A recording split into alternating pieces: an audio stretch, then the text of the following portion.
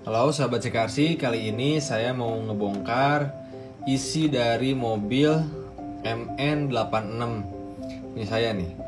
Jadi bukan mau mereview ya, tapi mau ngebongkar gimana aja sih mobil saya ini udah digimanain aja gitu maksudnya. Yang pertama, sebenarnya yang ini yang KS, yang ini yang K. Jadi bawahannya KS, yang ini bawahannya K. Nah kalau kita lihat nih, kayaknya tingginya beda kan? Yang ini lebih rendah, yang ini lebih tinggi. Ganti per gak? Enggak, saya nggak ganti per. Kemudian sekarang kita buka aja coba ya, kita lihat. Pertama saya mau bongkar bautnya dulu. Saya nggak baut semuanya. Jadi baut yang pentingnya aja deh, biar cepet juga kalau ada trouble. Karena mobil ini bukan mobil pajangan ya, tapi mobil yang sangat senang saya mainkan sekarang, mengalahkan si RGT. Udah lama saya nggak main RGT ya, karena lagi di bengkel juga, di bengkelnya Mang Usep Bagong, di bengkelnya Mang Usep di Pangalengan. Kalau yang 110 lagi di bengkel di Groovework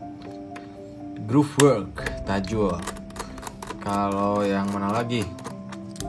Kalau yang mobil D12 saya bengkelin di itu D12 nya, tapi udah bawahannya WPL. D12 itu saya titipin di bengkelnya Flyboy Hobbies RC. Si montirnya Fahmi, Pak Fahmi ya. Recommended tuh, kerjanya rapi. Oke, kita bongkar. Ini isinya. Pertama kita baterai ya. Sebenarnya dari sononya tuh dikasih, dari sananya tuh dikasih tray untuk penyimpanan baterai. Tapi berhubung saya orangnya malas, bukan malas sih, lebih ke kemudahan ketika kita bermain di medan off-road atau di alam ya. Itu pasti mobil tuh bawahnya tanah semua. Malas kan tangan kita harus kena tanah secara berlebihan gitu maksudnya. Karena saya simpen baterainya di sini. Saya baterai pakai Cemong Energi yang 2500 mAh. Saya sudah coba baterai ini. Mungkin kalau ngitung C itu kisaran di 25-an kali ya. Untuk tenaga yang jelas ini lebih pasti gitu. Maksudnya baterai Li-ion kan. Oke lah kalau menurut saya recommended. Soalnya harganya juga murah, 185 dapat 2 coba. Kita nggak usah ngapa-ngapain, tinggal bayar, masukin ke mobil, jalan tuh mobil udah. Ini nih. Ingat ya, saya tidak merekomendasikan yang lipo, tapi saya merekomendasikan yang Li-ion. Nanti kalian teman-teman bisa tahu itu Li-ion atau lipo dari sini nih. Ini kerasa lah. Ini itu, ini keras, ini lembek. Nah, ini berarti Li-ion. Jadi 3,7 kali 2 hasilnya adalah 7,4 volt minimum. Tuh kalau saya rekomendasiin pakai cemong aja yang Li-ion. Beli sama om cemongnya, om saya mau beli baterai cemong yang Li-ion, wajib Li-ion. Kalau lipo saya belum nyoba sih, tapi ya sejauh ini saya sudah meninggalkan baterai lipo saya. Saya ini orangnya cukup senang dalam bermain, tapi tidak senang dalam memaintenance baterai. Yang akhirnya beberapa baterai saya kembung. Ini lipo, saya lupa mereknya. Terus ini 2S ya, kembung. Dan ya sudahlah, kalau udah kembung ini berbahaya juga, lebih baik dibuang aja. Sayang kan beli 400.000, 600.000. Saya beli yang 3S LPB 60C hardcase berapa ya, 6,5 atau 800 itu. Ya udah rusak gitu aja gitu maksudnya. Gini, saya kasih baterai cemong, udah saya coba. Nanti kita coba ya, bedanya apa baterai cemong yang ini sama yang ini. Nanti kita coba baterai cemongnya bedanya apa. Oke? Yang ini 5.500, yang ini 2.500 mAh. Yang jelas ini pasti lebih besar kapasitasnya. Tapi secara keseluruhan baterai cemong yang Li-ion itu rekomendasi buat saya. Buat teman-teman CKRC yang suka mantengin channel ini dan menjadikan rekomendasi, saya merekomendasikan baterai cemong yang Li-ion. Ingat, Li-ion, bilang ke Om Cemong. Jadi dalaman si MN8 ini enak banget sebenarnya. Pertama, saya nyimpen receiver jadi di atas. Posisi dia ini berada sejajar dengan ban. Jadi kita bisa tahu posisi ketinggian air. Nah, ini kan kalau misalkan air segini nih, kita nyemplung dulu nih. Kalau masih segini ya udah hajar aja dulu gitu kan. Nanti kalau misalkan udah lebih dari segini, kita harus mundur lah, waspada lah. Meskipun waterproof, ya lebih baik cari aman gitu ya. Tapi kalau saya sih hajar-hajar aja. Kalau misalkan teman-teman ngehajar, ya udahlah, ikutin aja hajar. Kemudian apa yang bagusnya dari MN86 ini? Posisi motor di atas depan.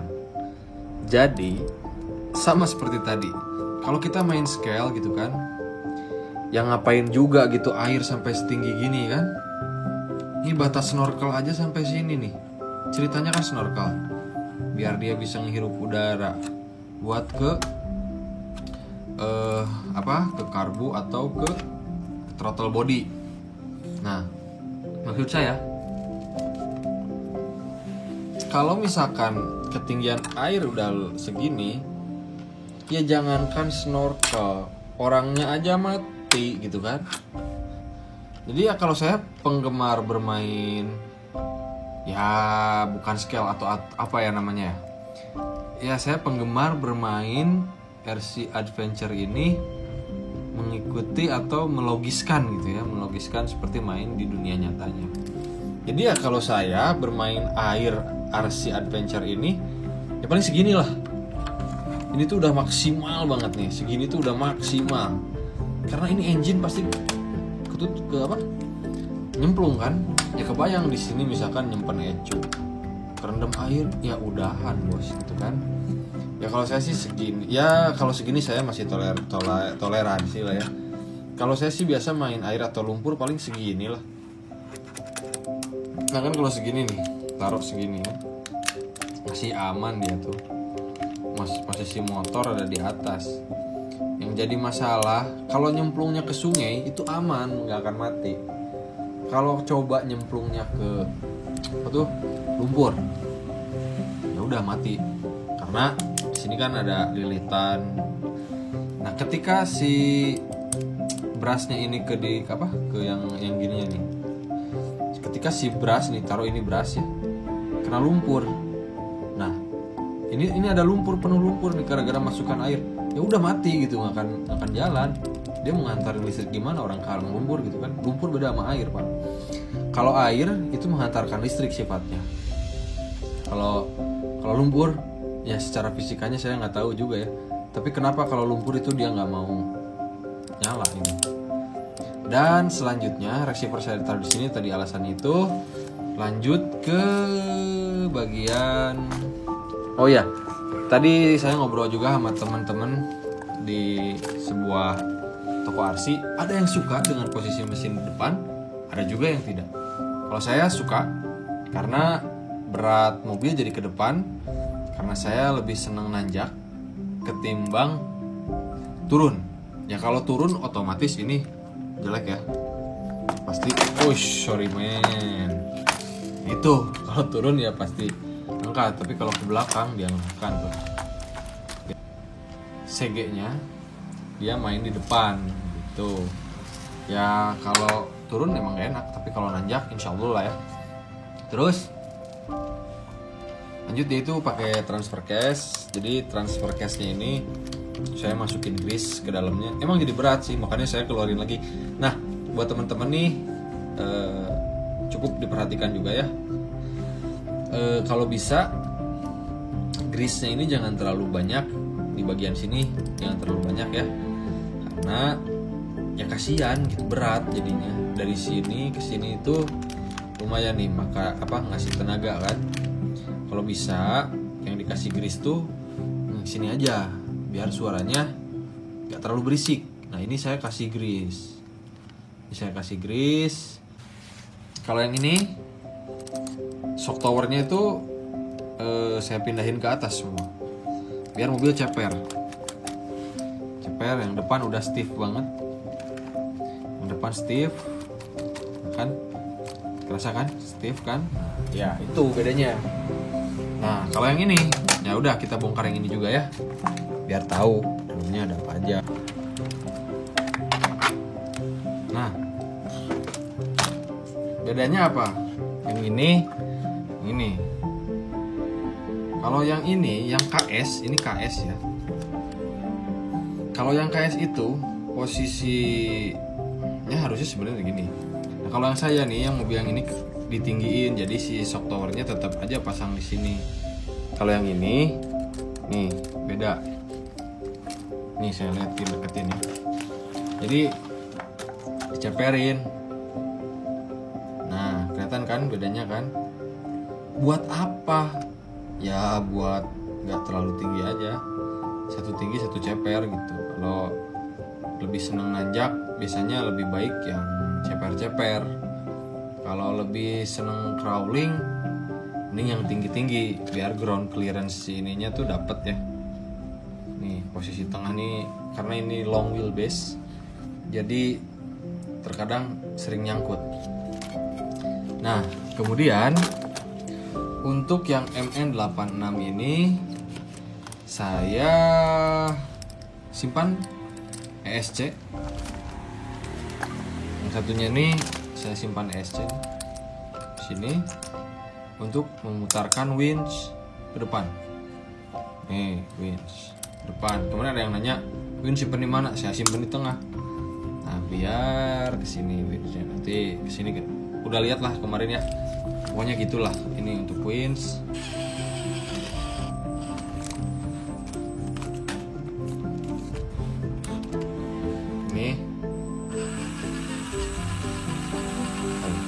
Dosnya ada. Nah, ini kalau misalkan usahain suaranya selembut ini.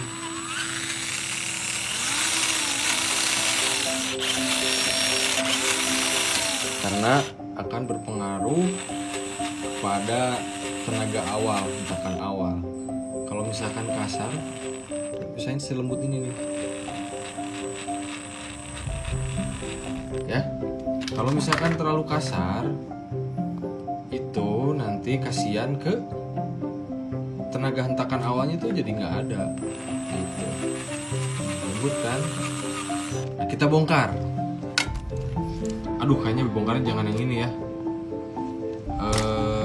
Usahain lembut lah ya. Jadi enak gitu. Kayak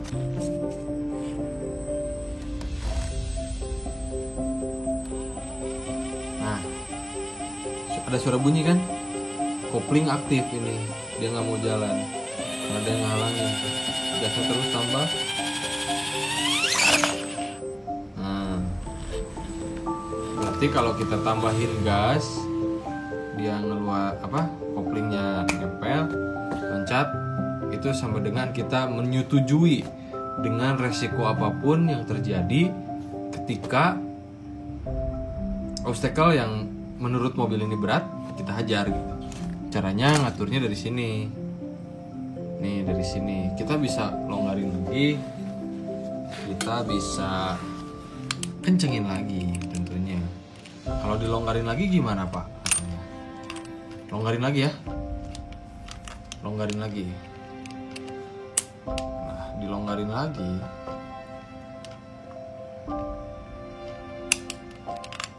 Ini digas, dia nggak mau.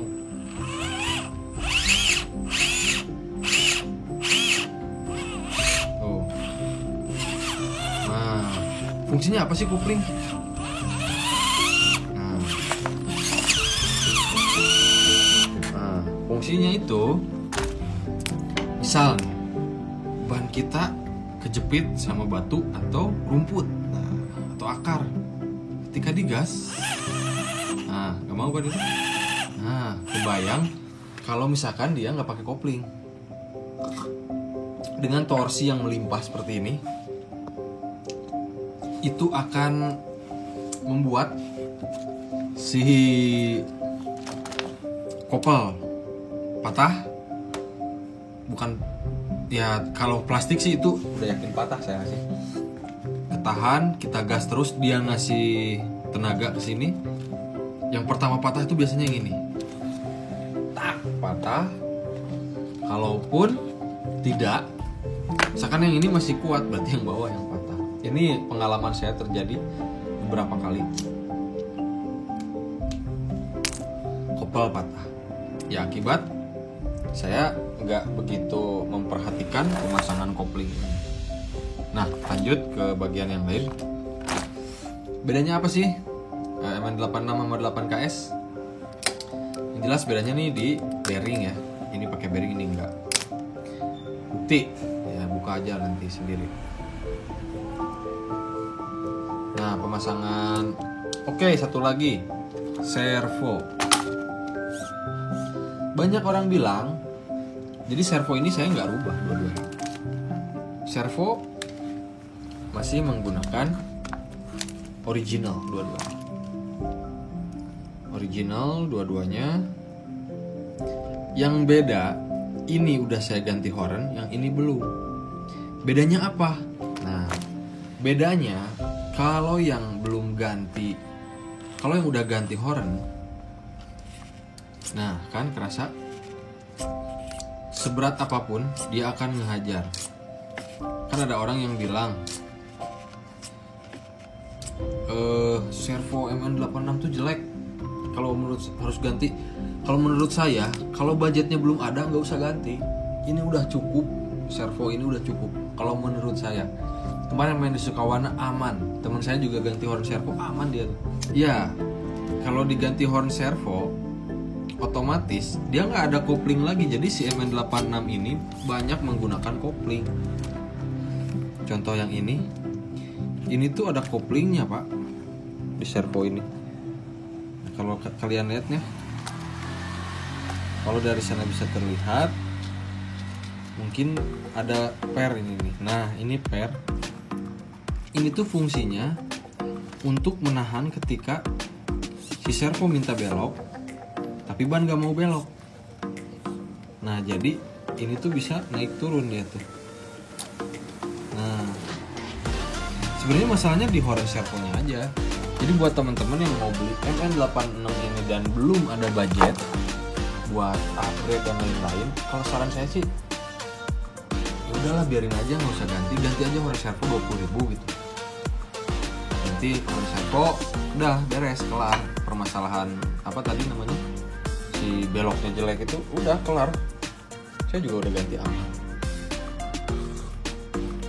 Bahas lagi yang sering rusak itu kopel. Tapi buat teman-teman yang udah ngalamin rusak, tenang aja. Karena kopelnya itu patahnya hanya di crease jointnya aja. Jadi buat teman-teman yang males ganti seperti saya, crease jointnya itu bentuknya seperti mana ya? Bentuk crease jointnya ini seperti ini. Jadi si MN sudah memperkirakan akan terjadi patahnya si crease joint ini. Ini tuh bukan hiasan atau apa yang ada di mobil ya, tapi ini spare part pengganti ketika kopel patah. Mau kopel yang di sini, mau kopel yang ini, mau kopel yang di sana, juga crease jointnya tetap sama segede gini. Jadi tinggal congkel aja ini, congkel, nah bagian ininya ganti, pinnya juga kan udah dikasih, tinggal masukin pin baru. Jadi masangnya itu pasang pin dulu ke sini, masukin ke sini, nanti baru masukin ke ininya. Jadi itulah ngeplok ya. Intinya kalau yang belum ada budget pengen main MN86 ini, hajar aja dulu. Karena sepengalaman saya bermain Mini RC murah, baru kali ini beli kit, gak usah ngapa-ngapain upgrade apa-apa. Malah saya selalu kepikiran, wah kayaknya nambahin aksesoris apa gitu ya, bisa lebih mantap gitu. Nggak kepikiran sampai sekarang buat upgrade kopel, upgrade apa, belum kepikiran. saya masih fokus mikirin kosmetik dari mobil-mobil ini aja gitu. Terus apalagi nih, velg itu buat saya pribadi cukup, tinggal dicat warna silver udahlah, jadi dia nggak terlalu hitam kayak kucing kan. Nah tapi permasalahannya itu dia licin bos, itu licin. Jadi kadang ini tuh muter gitu kan kalau nggak dilem. Jadi udah dilem kayaknya. Nah kalau belum dilem itu muter bannya. Nah kalau buat teman-teman yang nggak mau dilem, sebenarnya ada tips and triknya, yaitu pakai busa. Jadi ini mobil udah saya kasih busa nih saya kasih busa. Saya kasih busa, masukin ke sini. Nih, saya masukin busa. Kita pasang. Nah, insya Allah ini ketika di medan off-road berat nggak akan slip. Maksudnya bukan slip ke jalan ya, tapi slip antara roda dengan velg. Itu kan yang bete gitu. Mobil kita tuh kuat gitu, tapi gara-gara velg sama apa namanya, velg sama bannya slip, ya nggak akan maju. Jadi kayak diferensial gitu, dimana ada yang titik berat dia nggak mau muter, kan bete gitu. Tuh triknya. Terus tips and tricks MN86 apa lagi ya? Oh ya, pemasangan ini ya. Jangan ini tapi pemasangan. Itu lagi. Mungkin teman-teman bisa lihat mobil saya itu nggak terlalu limbung ya. Nggak terlalu banyak boncingnya. Nah, karena pertama mobilnya berat. Kedua itu saya cabut si stopper. Kalau teman-teman detail, ini nggak pakai stopper ya. Ini nggak pakai stopper, jadi langsung per. Nah, yang sebelah sini saya pasangin stopper. Karena kalau nggak pasang stopper, posisi beratnya itu ada sebelah sini. Otomatis dia akan miring ke sini kan. Nah, makanya saya kerasin si pernya ini. Karena kan nggak ada sistem coil over ya, putar-putar gitu kan, turun gitu, nah kan jadi berat sebelah sini. Ini nggak ada, jadi saya ini pasang stopper, ini nggak. Keempat yang lainnya ke belakang saya nggak pasang stopper, gitu. Tapi kalau di mobil saya yang sekarang setelah video kemarin itu belakang stopperin semua, karena bobot baterai itu cukup berat, jadi belakang biar nggak nunjuk ini kick gitu. Akhirnya saya pasang stopper di bagian belakang. Depan saya cabut satu sebelah sini. Kenapa saya mempertahankan si shock bawaan MN86? Emang enak? Enggak. Jujur enggak. Tapi yang pertama saya nggak punya duit buat nge-upgrade-nya. Yang kedua, justru saya malah menikmati ketika mobil itu ngeper gitu ya, kayak bola basket, ngeng. Tapi setelah diakalin dengan nyabut stopper, itu boncingnya jadi sekali, seret gitu kan, seret. Emang nggak gitu banget, jadi gitu kan cepat. Ya apalah, orang nggak ganti apa-apa gitu. Malah kalau saya ganti dengan yang itu namanya oli juga, belum tentu si boncingnya dapat gitu kan. Mengingat si bobot mobil ini juga nggak terlalu berat gitu. Oke, selanjutnya tips and trick. Kadang mobil ini suka aneh jalannya. Nih, kayak ini udah enak nih. Enak kan? Tapi saya mau ngencengin baut rodanya nih. Ini untuk yang KS, untuk MN86K ya. Yang 86K kenapa? Kalau digas dia jalannya nggak halus. saya belum ketahuan nih kenapa kalau dikencengin dia itu ngerem. Jadi ngerem itu kenapa jadi jalannya dut-dutan, karena ngerem. Tuh, kelihatan nggak ada twist, jadi nggak halus tuh. Tuh goyang-goyang ya.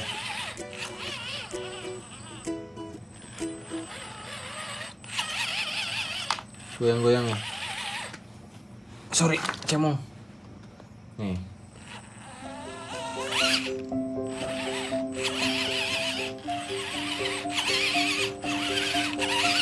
Nah, biar tahu kenapa mobilnya goyang-goyang, coba bannya diputar-putar dulu. Aduh, ini kencengan ya.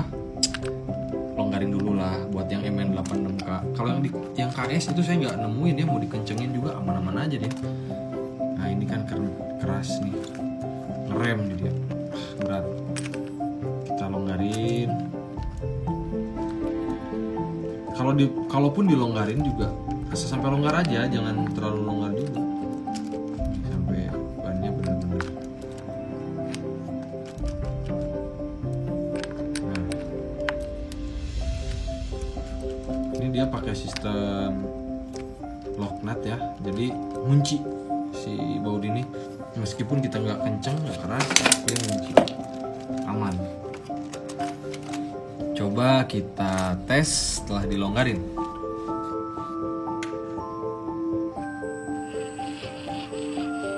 Lembut kan?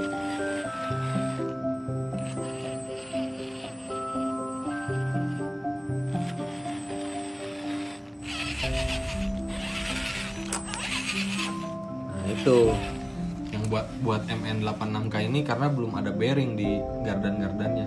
Kenapa bisa selembut ini suaranya? Karena ada orang yang suaranya kenceng. Ya itu mah hal gampang.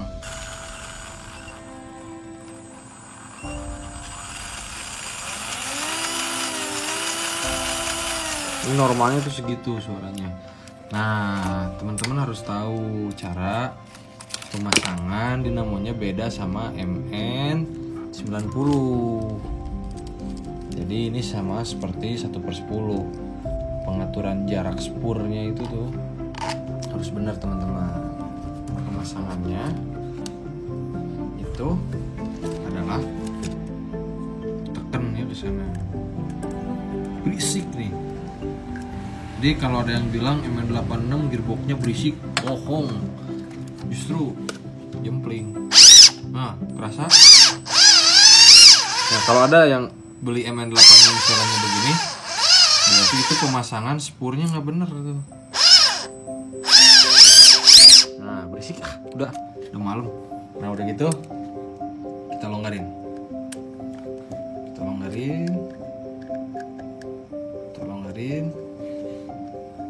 Ini geser, oke. Tahan. Nah, dapat nih kayaknya segini nih. Gas.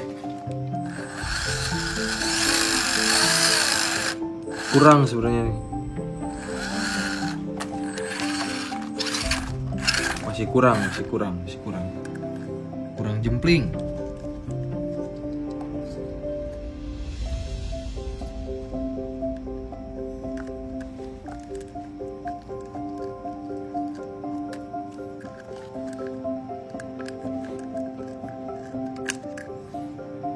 Geserin aja. Geser. Kencengin.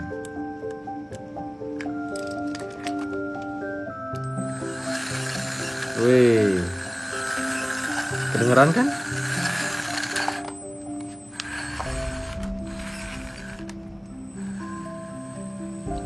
Kalau kata istilah painter tuh nyaris tak terdengar. Nah, ini sebenarnya masalah pemasangan spur aja gitu.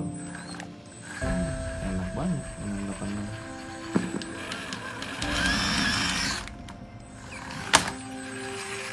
Oke, aman? Oke, itu ya. Tadi pemasangan spur udah, pemasangan kop. Gimana sih setelan kopling di MN86 ini, karena yang saya rasain 2 biji saya beli, koplingnya nggak ada ngaruh. Bahkan yang ini saya nggak pakai per, yang ini nih sorry, yang ini nih saya nggak pakai per, tapi dia torsinya benar-benar melimpah. Heran kan? Nih, ini saya nggak pakai per, nggak pakai kopling. Per kopling tuh saya lepas. Ini kan harusnya nih, ini per kopling tuh saya lepas, tapi dia torsinya, aduh gila ini. Udah saya tahan nih. Tuh sampai engine cut off, saya cut off, dia tetap jalan. Heran kan? Nah tapi nggak heran, saya udah dapet triknya. Jadi itu karena posisi posisi dudukan spur di dalam itu nggak bener, beda-beda. Punya teman saya longgar banget, terus kenceng banget. Akhirnya saya kasih modifikasi, nantilah di video selanjutnya ya, saya ulas gimana cara bikin si MN86 yang ini nih bisa jadi ada koplingnya kayak yang tadi ya, ada koplingnya kan. Ketika dikasih obstacle dia diem. Nanti ya cukup tipsnya segitu dulu ya. Jadi tips ini ganti horn servo sama kopling, dan ini ganti grease joint. Oke. Selebihnya alright lah, aman. Oke, dicukupkan sekian dari CKRC. Kurang lebihnya saya mohon maaf. Mungkin ya dicukupkan sekian. Maaf ya kalau sekarang video jarang upload, karena sekarang saya udah sibuk lagi kerja. Doakan saja semoga kesehatan saya terus diberikan kesehatan, semoga saya terus diberikan kesehatan dan rezeki yang baik dan halal gitu ya, dan dicukupkan agar terus bisa bermain RC. Seperti doa saya di video-video sebelumnya, semoga Allah memudahkan rezeki bagi para pemain RC. Hidup takbir, Allahu Akbar. Assalamualaikum warahmatullahi wabarakatuh.